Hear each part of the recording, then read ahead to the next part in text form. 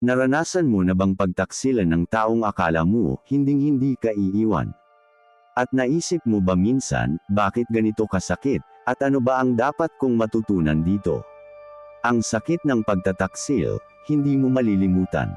Hindi mo malilimutan yung araw na nalaman mo. Yung moment na bumigay yung tuhod mo. Yung pakiramdam na parang bumagsak yung mundo mo. Pero tanong ko sa'yo, naisip mo na ba kung bakit kailangan mo itong pagdaanan? At bakit ang sakit ng betrayal? Siya pa ang nagiging greatest teacher mo. Kung bago ka dito sa channel, welcome. Dito, pinag-uusapan natin ang psychology, healing, at emotional strength.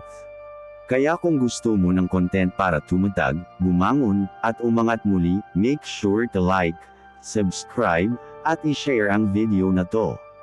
Pero ngayon, huminga ka ng malalim. Kasi pag-uusapan natin ang isang bagay na kumurot sa puso mo. The pain of betrayal, and how it becomes your greatest teacher. Chapter 1, When Betrayal Breaks You. Narration. Naaalala mo pa ba yung moment na nalaman mo ang totoo? Yung pagsisinungaling, yung pag-iwas, yung pagbabago, yung pangakong hindi tinupad, yung sekreto na tinago pala sa'yo. At pagkatapos nun, boom! Gumuho ka, nawalan ka ng tiwala, nawalan ka ng gana, at ang pinakamalala, nawalan ka ng value sa sarili mo. Bakit? Kasi betrayal hits differently. Iba ang tama niya, kasi hindi siya galing sa kaaway. Galing siya sa taong minahal mo, pinagkatiwalaan mo, at binuksan mo ang puso mo.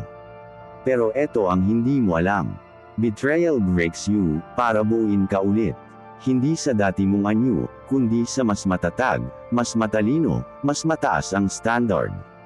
Chapter 2, Pain is a teacher, not a punishment. Akala mo dati, pinaparusahan ka ng buhay. Pero hindi. The pain of betrayal is not punishment. It's preparation. Preparation for your next level, your future relationships, your boundaries, your self-worth, your emotional maturity, your calling. Bakit? Kasi walang taong nagiging malakas na hindi dumaan sa wasak. Walang taong nagiging matalino na hindi nasaktan. Walang taong nagiging mapili na hindi nanakawan ng tiwala. Pain is a teacher, and betrayal is one of its master classes. Chapter 3, Lesson #1, Betrayal shows you who people really are. Kapag masaya kayo, kapag smooth ang lahat, madaling maging mabait, madaling magmukhang loyal, madaling magpakitang mabuti. Pero pag dumating ang tukso, pag sinubak ang values nila, pag nagkaroon sila ng opportunity bumitaw, doon mo nakikita ang tunay na pagkatao nila. Betrayal is the great revealer. Hindi mo malalaman ang tunay na kulay ng tao kapag hindi ka nasaktan. Hindi mo makikita ang tunay nilang priority kapag hindi ka binitawan. Hindi mo makikita ang tunay nilang character kapag hindi sila nagkaroon ng choice na masakit sa'yo. Kaya wag mong isipin na failure ito. This betrayal saved you from a person who was not meant for your future. Chapter 4, Lesson #2, It forces you to raise your standards. Before betrayal, you tolerated lies, mixed signals, disrespect, emotional neglect, bare minimum, inconsistency. Pero nung nasaktan ka, bigla kang nagising. Napaisip ka, ano ba talaga ang deserve ko? Bakit ko tinanggap ito? Sino ako bago ako nasanay sa sakit? Bakit ko hinayaan na mangyari ito? Pain has a way of forcing you to look at yourself in the mirror. And betrayal, it forces you to say, hindi na ulit, hindi na ako tatanggap ng ganito ulit, hindi na ako magpapakatanga ulit. Because pain raises your standards in a way comfort never will. Chapter 5, Lesson #3, It teaches you emotional independence. Dati, you needed people, you needed validation, you needed reassurance, you needed attention. You needed love from someone else para maramdaman mong buo ka. Pero nung iniwan ka, nung sinaktan ka, nung tinarayan ka ng tadhana, you were forced to learn, paano maging okay kahit mag-isa, paano kumain mag-isa, paano matulog ng walang good night, paano mag-heal ng walang apology, paano magtiwala sa sarili mo ulit. Betrayal forces you to detach from people you were too attached to. And in that detachment, you find yourself again. Ang betrayal, tinuturo ka maging sapat para sa sarili mo. Chapter 6, Lesson #4, It builds emotional muscles. Emotional strength is like physical strength. Hindi ka lalakas kung walang mabigat na binubuhat. And betrayal, isa sa pinakamabigat na emotional weights sa mundo.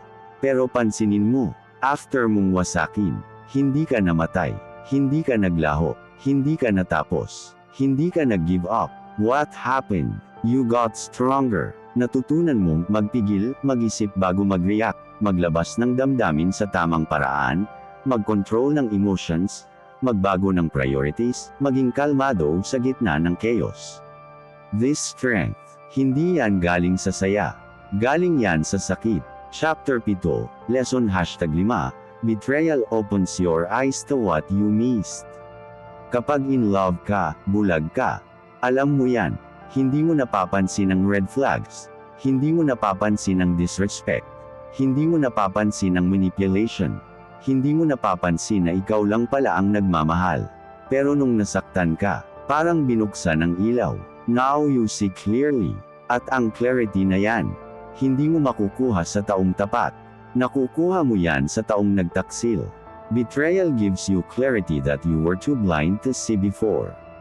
Chapter 8, Lesson #6, It pushes you into your greatest transformation. Hindi ka magbabago kung hindi ka napilit. Hindi ka angat kung walang dahilan para umangat. Hindi ka lalayo kung walang nagtulak sa'yo. And betrayal is often the universe's push. After betrayal, nagiging mas independent ka, nag-iiba priorities mo, nagfo-focus ka sa goals, nag-iiba ang tingin mo sa relationship, mas pumipili ka ng tao, mas nagiging wise ka.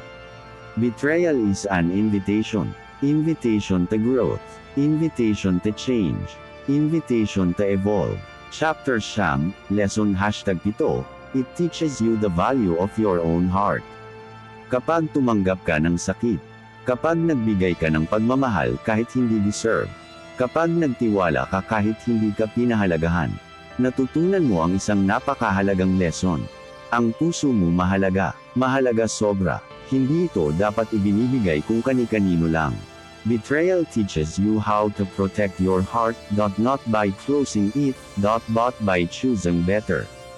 By choosing wisely, by choosing slowly, by choosing people who choose you. Chapter 10, Why Betrayal Had to Happen.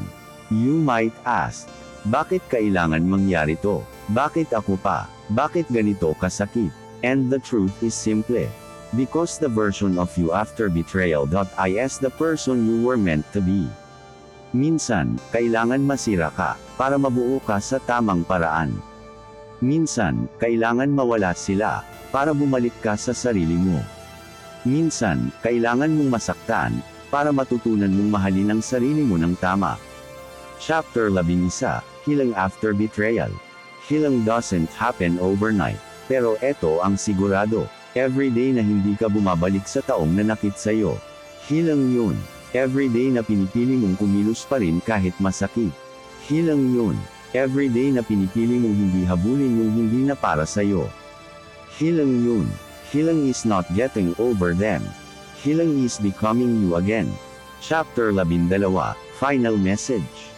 Narration. Kung pinapakinggan mo to ngayon, ibig sabihin lumaan ka sa sakit na hindi mo deserve. Pero gusto kong malaman mo, hindi ka sinira para manatiling wasak. Hindi ka iniwan para manatiling mag-isa. Hindi ka tinraider para manatiling mahina. You were broken so you could rebuild yourself into someone wiser, stronger, and unstoppable. Always remember, the pain of betrayal is your greatest teacher. Listen to it, learn from it, and rise above it. Kung natauhan ka or naliwanagan sa video na to, hit like, subscribe, at mag-comment ng "Pain made me wiser." This is your coach. And remember, you weren't destroyed, you were transformed.